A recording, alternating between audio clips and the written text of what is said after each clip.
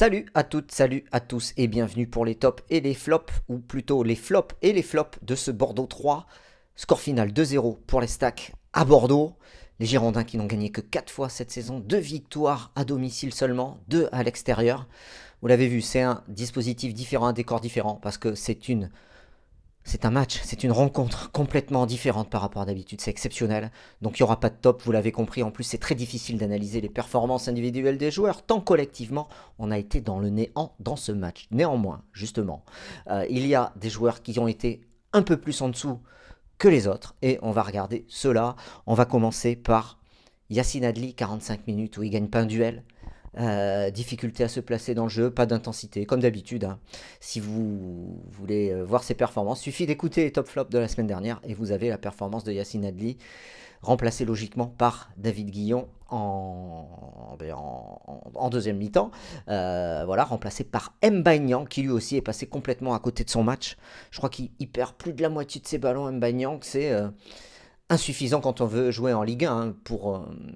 On peut dire quand même que cette équipe n'a pas le niveau de Ligue 1, que l'intensité qui a été mise pour Yacine Adli, c'était pas une intensité niveau Ligue 1, en tout cas pas d'un joueur qui a envie d'aider son club et d'être performant pour faire gagner son club. Et le niveau d'Mba Niang est encore plus en dessous. Donc ce sont les deux gros flops sur ce match. Et on poursuit avec Rémi Houdin qui, une fois de plus, n'est pas dans sa rencontre, hein. Il se cache, il a une énorme occasion à la 50e minute, mais il a un déchet technique incroyable. C'est ce qui vraiment caractérise cette équipe bordelaise, c'est le déchet technique.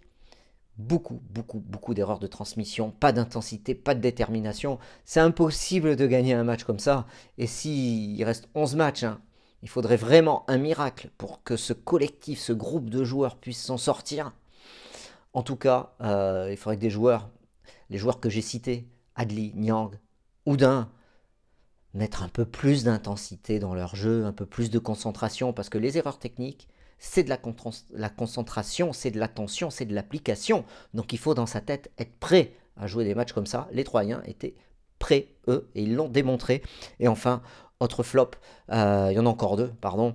Il y a Timothée Pembele, énormément de défis. Il joue tout seul. Je crois qu'il a passé un quart d'heure sans. Pendant le premier quart d'heure, je crois qu'il a perdu tous ses ballons. Pas un seul ballon qui est passé dans ses pieds n'est ressorti pour être bénéfique au collectif. C'est-à-dire un autre Bordelais ou une passe, rien. Difficile là aussi. Tu peux pas jouer en Ligue 1 quand tu as un niveau comme ça. C'est compliqué. Et enfin, Wang Guizhou, esselé à la pointe de l'attaque, mis sur un côté en deuxième période. Techniquement, ça a été très faible aussi pour Widjo qui a perdu quasiment tous ses ballons. Et on a touché très peu lui aussi.